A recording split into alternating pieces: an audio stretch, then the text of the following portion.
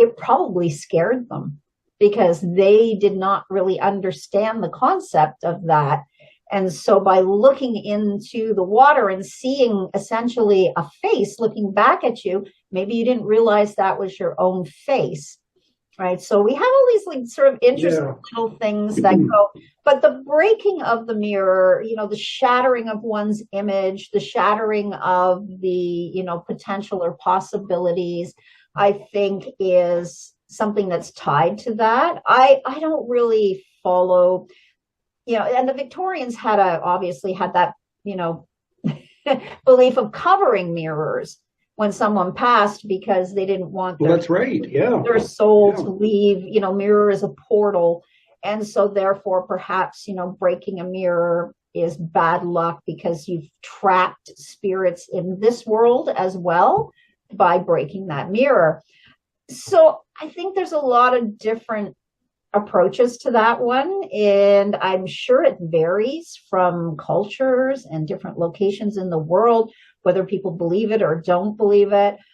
I have never really believed in the broken mirror theory or superstition. Yeah, well, as you break a mirror, you're just being clumsy.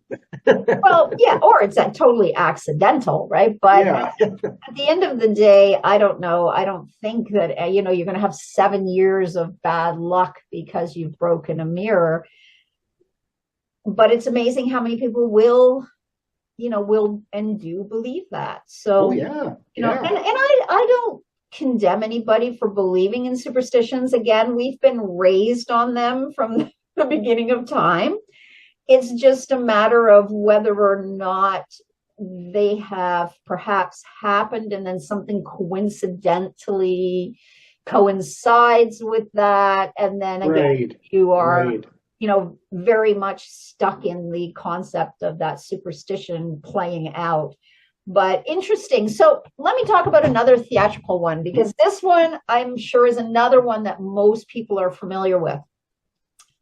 When you are on stage or in a theater and you are performing Macbeth, you never, ever say the name of the play. We refer to it as the Scottish play. We don't call it Macbeth in the theater. What do you think of that one? I was not aware of that. Oh, okay. Well, that's a pretty common one in theater as well. And that one really stems to a very early period where there was a performance of Macbeth happening, and one of the actors, the original actor who actually played the character of Macbeth, died tragically during the performance. And so the show has essentially been said to be cursed ever since. So this is why we don't say it. Now, if we do happen to utter, the name and not the Scottish play, there's sort of a series of counter curses that you have to follow in order to undo the damage that you've done by saying the name. And generally, it's reciting a line from the play that's considered lucky, which is Two Gentlemen of Verona. Another one will tell you there is sort of the idea of reciting a line from A Midsummer Night's Dream. And there's a very specific line in that you would recite. But it's kind of an interesting, again, that it has stayed with us for so long. This idea of, this is going back to Shakespeare's time, right? That this actor died on stage during the performance. Right. And so we're talking some, 600 years now that this superstition has followed this play. And I myself have done the Scottish play more than once. And generally, we do not call it Macbeth when we are in the theater. If you're outside of the theatrical space, it doesn't seem to apply. But it's once you're inside, on stage, or in the theater in general, it's a big no-no. And I can see why. If the original actor died, perhaps you don't want to follow that up with another death on stage. But Makes sense. yeah, Yeah. but again, stemming from a fear, right? So this superstition stems from a fear, and the fear being death, which is sort of what Macbeth's about anyway. But interesting. There's the whole incantation by the witches and all of the things that go with it, because that's another one. If you are said to speak the incantation of the witches from the scene outside of the actual play itself, that's also considered bad luck, so it could be a superstition. So we have a few things tied to that particular production itself. And I don't know if this story carries to another country. Let's say they were performing the play, somewhere in, I don't know, Asia somewhere. Do they actually, not say the name of the play? I'll actually have to ask my son in China. I'm going to ask his wife to see if she might know anything about that, because I'm curious. Yeah. Or is it just sort of that UK, North America, maybe European, perhaps sort of Western European belief, or does it actually follow the play wherever it goes? That brings me to something else on my list, and this goes back to one of our old shows that we did Okay. that involves iron, and that show and this superstition is witches' gates. Oh, yes. Yeah. And we have both visited the cemetery that is somewhat local to us in Yes, that's right. along the north. I honestly forget what the name of the cemetery is at the moment off the top of my head, but yeah, And they have a witch's gate, which is yes, really neat to see. I mean, they're more common in the UK. We see quite a lot of them still in the UK, but clearly that superstition was brought over to where we are in southern Ontario by people from the UK early on. And we see these witches' gates being erected at the entrance of cemeteries. Right? So what's your concept of that? Why do you think they put witches' gates out front of a cemetery?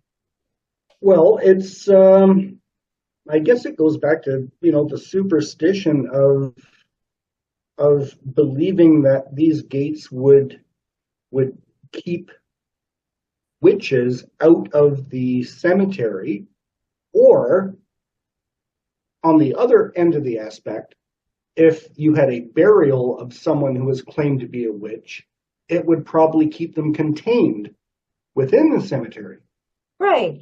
And if you see some of the early cemeteries as well, especially here in southern Ontario, you will see that the majority of them also have at least four corner posts at each corner of the cemetery that are iron as well, cast iron.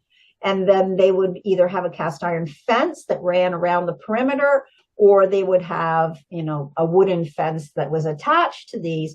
So we have that interesting, grounding slash, idea of containing or, keeping something out or in. And in the Well, case, there's other instances, and I actually know of one here in Hamilton that there could be graves that are completely covered over with an iron grate. right, yes. And there are those who are superstitious that say, "Oh, well, it's to stop the body from rising up and becoming a vampire at night." Right. And well, no, obviously not. No. But in reality, it was there to prevent grave robbing. Exactly. I mean, Like our old friends Burke and Hare. I love Burke and Hare. They're like, they're just the epitome of everything that, that era was about in the beginning of, medical science. And yes, okay, they murdered people and they sold their bodies for medical practice, for science and that. But it's just such a macabre story, and it shows you that, how desperation in, periods of time with people who are very poor, that, some of the lengths they would go to provide a means for themselves. But Yeah, it, but it makes me laugh at, some of these people out there that actually think, the corpse is going to rise out of the grave and walk around under the full moon. the rep It's like the old story of garlic repelling vampires. yes, well, It's yeah, I think the only thing garlic repels is your fellow human. but it works. It actually works because I like garlic and it's very heart healthy and good for your health. And I I've got no vampires here. It Oh, there works. you It go. actually works. So, garlic and cast iron. There we go. We're definitely safe from the vampires and the revenants. They will not be walking, entering our homes. But it's interesting, right? Because again, so many of these superstitions stem from fear and beliefs. And as I say, a lot of these superstitions are rooted in belief systems like Christianity. And so it again is that juxtaposition between, maybe trying to stop people from doing something bad like grave robbing. So we have these witches' gates, but also perhaps it's more to make people feel safe that a witch, and that's the funny thing too, though. Did they, from my understanding, witches weren't really buried in hallowed ground anyways. They would have buried them, outside of the cemetery. So it Mhm. does feel like that is to keep that spirit of the witch out, or, maybe other fellow witches who may have shown up to Yeah, mourn. well, there's a cemetery here in the Hamilton area. It's in a location that used to be called Albion Mills. Oh yes, I know it. Yeah. And yeah, okay. And there's a cemetery there. It's got a whole brand new subdivision built up around it now because obviously that's a well-developed area compared to back in the 1800s when it was just a milling town. That's right. And there's an individual that's buried in that cemetery. His name was Robert Van Duzen, and he was claimed to have been a warlock. Oh, interesting. And his grave is buried off to the side of this cemetery. He is not within the With it, cemetery boundaries. yeah. He's got his own little individual plot, I think and it also has an iron fence around it. completely surrounding his gravesite. Yeah.